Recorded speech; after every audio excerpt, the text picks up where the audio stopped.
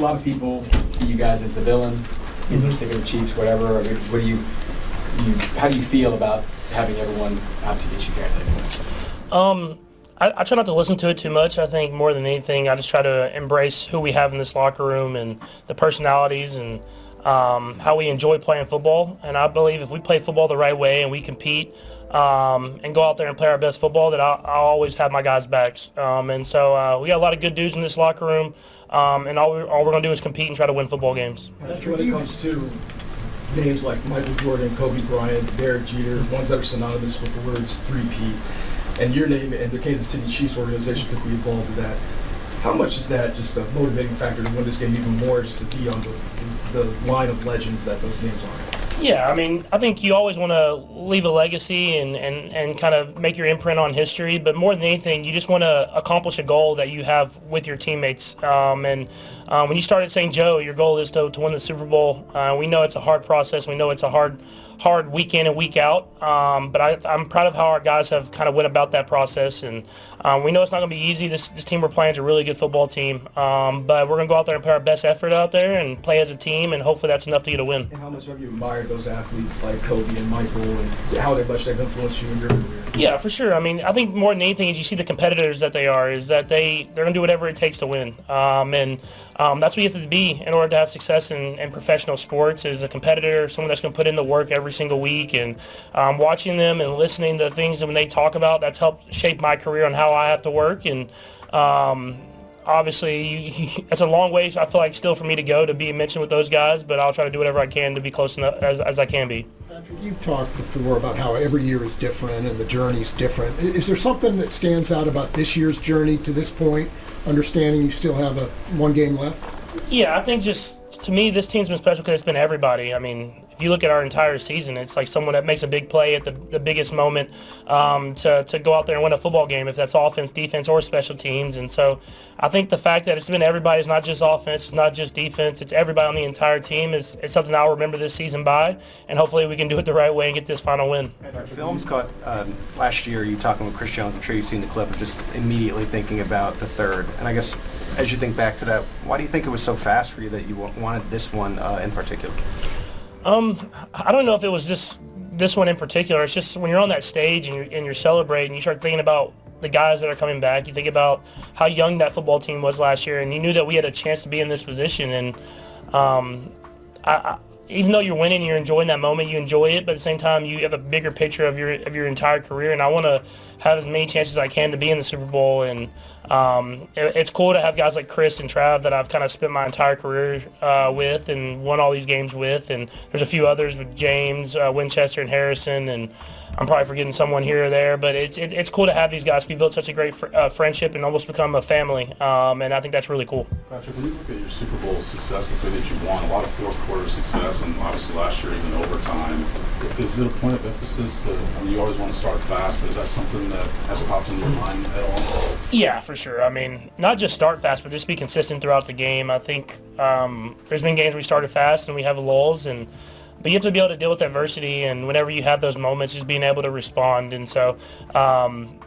we've played a lot of good teams in the Super Bowls, a lot of good defenses, and we've done a good job of kind of figuring out. But if we can start fast, obviously it would help out and make it to where we don't have to necessarily have a fourth quarter comeback every time. But however you find a way to win, you find a way to get a win. Andy mentioned the fact that you guys ran the 65 toss power trap last week. I wondered what it was like calling that in the huddle, and what the appreciation you have for the history of that play too. Yeah, for sure. I wish I would have scored. It got close, yeah, the history of that play, the history of this organization, it runs through this entire team. I mean, just like last week, getting that Lamar Hunt trophy back at home, I mean, it's special for us, and that's one of our goals, is to get that trophy and to win it at Arrowhead. It's a special moment, and so being able to run that play, one that I've watched and one that we have a room named after, next time we'll just try to find a way to get it in the end zone. That play happened like 25 years before you were born. So what do you know? What do you know about it? Well, you know, I think what's cool about this organization. I know what's cool about this organization is that we always go back and look at the history of it. And if you look at Hank Stram and Lynn Dawson and all the Hall of Famers, I think it's like 6 or 7 Hall of Famers on that football team. We go and we have museums and we learn. And I talk to other guys and other quarterbacks whenever they come in our room, like Carson or Chris or whoever that is, about the history of the Chiefs. And so I think that's the cool thing about the NFL, is that you can look back at these special moments in organizations and really what defines organizations. And so that was a huge moment for this organization. Are you guys aware of those things? Is it Andy? Is it Beach? Is it Donovan? Is it somebody else? It starts with Clark. I mean, we talk about it before every single training camp.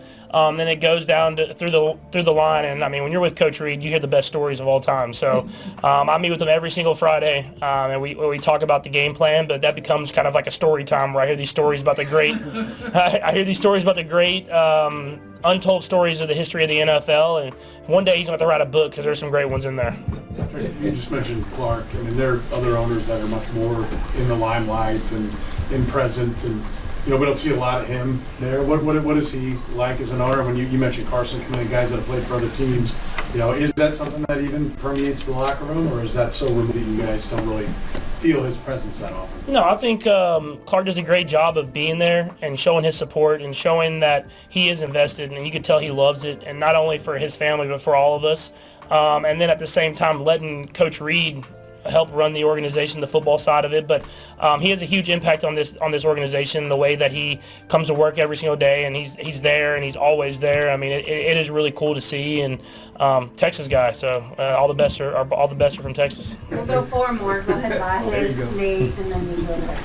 You've spoken before and even now about pretty direct motivation with things like the three-peat and things like that. It doesn't seem like Andy talks that way or thinks that way, that he's always kind of in the moment. I wonder if you ever heard him talk about that kind of goal, or is he always just on the next? And what do you think drives him then? I think what drives Coach Reed is just the greatness and becoming better people every single day. I think that's something that is special about him, is he doesn't care if he's playing Week 18 or Week 1 or Super Bowl or preseason game. He's the same. He's the same. He's going to expect greatness out of you. And when you leave the building, he wants you to be a better person than when you got in the building. And I think that makes it you want to be better every single day that you're in the building. And so when people talk about three-peat and everything like that, we're focused on how we can be better today to prepare ourselves for the next day. And it starts with him. Do you ever hear him say something like three-peat? Does that ever come out of his mouth?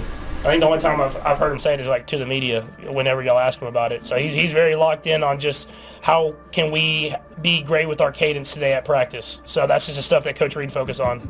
Nate. Patrick, I think Clark mentioned this after the game on Sunday, but the experience of having Kareem at your wedding and that being a catapult moment that maybe you didn't know at the time that would lead to him having this redemption arc, just what do you appreciate most about what Kareem's done this season? And I guess in a simple term, why did you choose to invite him to a pretty significant day in your life? Yeah, I mean, I think first off, with Kareem, obviously he made his mistakes, but I knew the person before and I knew the person after, and I knew that he had a good heart and he had to learn from his mistakes and become a better person because of it, and he did that. He dealt with the consequences, and he's kind of tried to rebound and just be a better person for the community more than anything. And so just knowing him and how close he was to me, but also how he treated Brittany and how he treated my family has always been special. And so I wanted to have him at my wedding. I didn't think anything of having my coaches. I was just having all the people I love at my wedding. And obviously, I think Coach Reed talked to him there, and they were able to talk about just things. And we never knew that was going to be coming back to the Chiefs, but getting them back now, you can tell he appreciates the moment. He appreciates being out there on the practice field and being in the building. And it's been fun for him to have the impact on this team that he's had, and it's been a big impact. And to get to the Super Bowl with him, because as someone that I was one of the first people I met when I got to Kansas City, and not to be able to enjoy those Super Bowls with, and to finally get to enjoy one with him will be a special moment. Hopefully, we can get a win. He can enjoy that too. Patrick, you've got some guys like yourself and Chris, Travis, like to trash talk onto the field.